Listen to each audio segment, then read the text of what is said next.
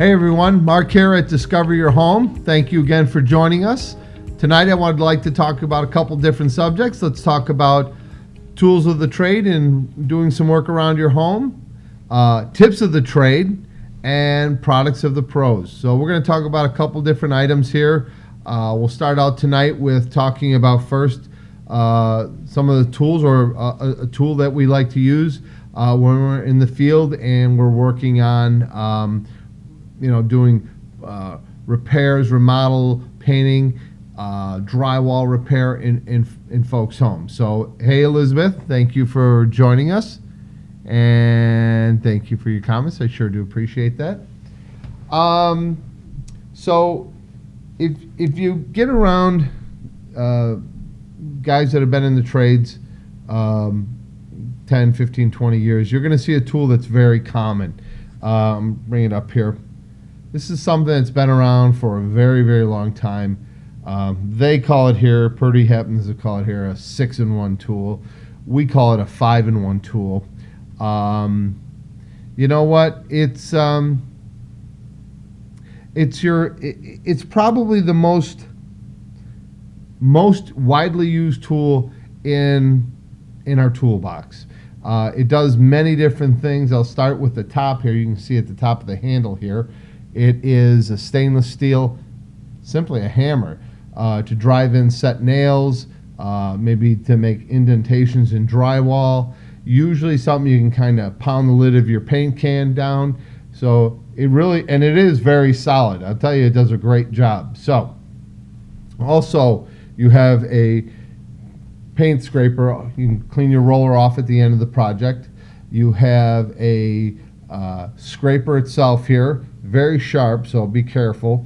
We'll scrape off any loose paint. Also on the flat side, you can use it as a spackling tool. And then finally, what I like to use is when we're cleaning out any paint in corners or any sort of crack where you got to kind of clean it out. It really is a great tool for many different purposes. You can do just about it. You can cut drywall with this. It really depends on what you want to use. Great tool, kind of sharp, but works really great for a lot of different purposes. So a very multi-purpose tool. And I'll get back to this here in a second about how we use this in our tip of the week. So let's go to let's talk about a product we like to use. There's several that we have out there. Here's one that we like to use outside. I'm going to kind of go over this. This is a product called, I forget what we call it, Spray and Walk Away. It also have products called Wet It and Forget It. And what I like about this product is it's pretty much what it says, just spray and walk away. And what this is used for is put it in a garden sprayer, dilute it accordingly to the directions. And when you have algae and mold and lichen, usually you're going to find algae, mold, and lichen on the north side of your home because water doesn't necessarily evaporate as quickly because the sun doesn't get to it. It's pretty a simple formula. So what this product is designed to do is pretty much you spray it on and let Mother Nature take care of it. Now, if you have a real stubborn, like algae on wood decks, you might have to put several applications on here to get it to eventually go away. But as you spray it, it dries. Say the next day it rains, it re-wets it. It starts to basically eat the microorganisms that are on your house or on your deck, and then it dries. And once it gets re-wetted by rain or whatever, it starts to work again. So it's a very slow process, but it's very steady, and it does work very, very well. So try it out if you have a real stubborn algae stain. I find algae since it's really green, has a tendency to, especially on wood surfaces, it's hard to get that green color out of say cedar or even womanized wood. So several applications, just spray it and just walk away. You don't have to pressure wash it off. Just let it do its job. Okay, nice product. This is something you can find in your local paint store or the local big box stores or your local hardware store. Okay. All right. So let's talk about our tip of the day. And the tip of the day, it really gets back to when we're out there, our do-it-yourselfers are out there doing work in our home, and let's say you're painting your son or daughter's bedroom, and you want to paint the ceiling and walls, but you're not real confident in, say, your painting abilities. So what I see a lot of times is customers or potential do-it-yourselfers will go and paint the ceiling, and then when the ceiling dries, they put tape up against the edges so they can trim out the walls to where it meets the ceiling, and two things end up happening there that go wrong.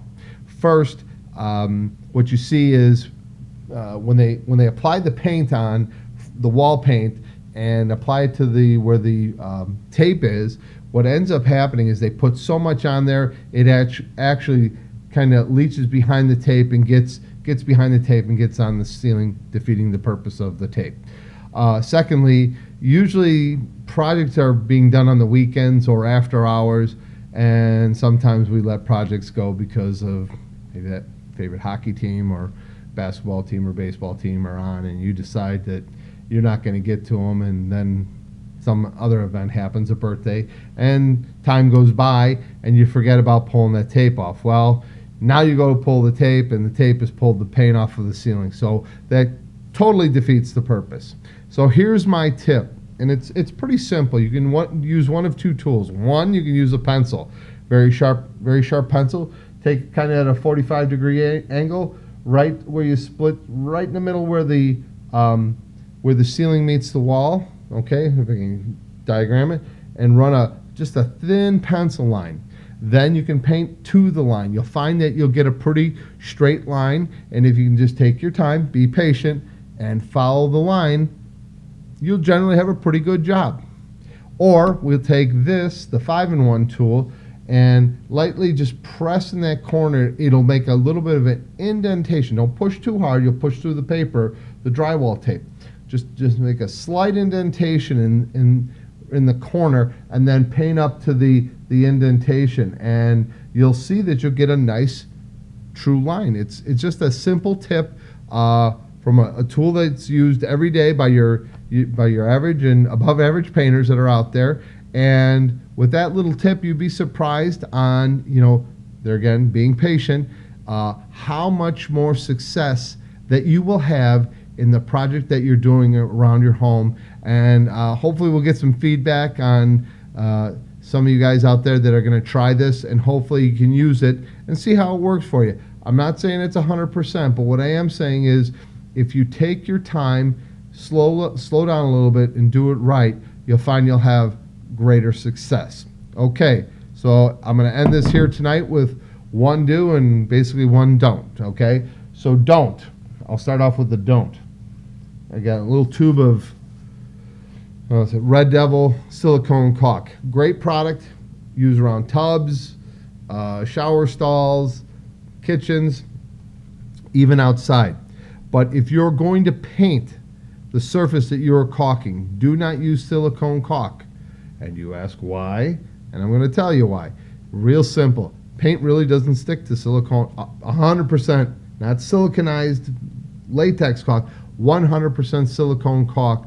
Paint won't stick to it. If you take a silicone caulk, put it down, and then go paint over it, say a day later, paint will kind of separate. It'll kind of look like a waffled look, okay? It doesn't stick. If you do get to cover it, eventually that paint will pop off in a very short order of time, okay? So this is Mark's don't of the week. Do not paint over silicone caulk. Use it where you need it. Okay. Here's a little do for you, okay? When selecting colors, I got a fan deck here, beautiful brand new fan deck from Sherwin-Williams, and you're picking out colors. We'll pick out a blue here, okay? And a lot of times when we're talking with customers, they generally will pick colors right next to one another.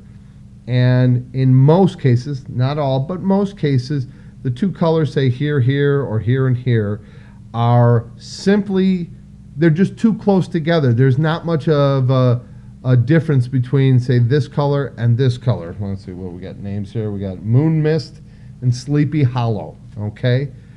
What I recommend is instead of going here and here, go here and either here or here and here. So you've got 2 to 3 different shades down. Now you're going to get a good contrast. So maybe you're going to do this on your ceiling and say this on your walls. I think you'll be much happier. You'll find you'll get a much greater contrast, and I think you'll get kind of more of a desired result as opposed to picking 2 colors that are really close to one another.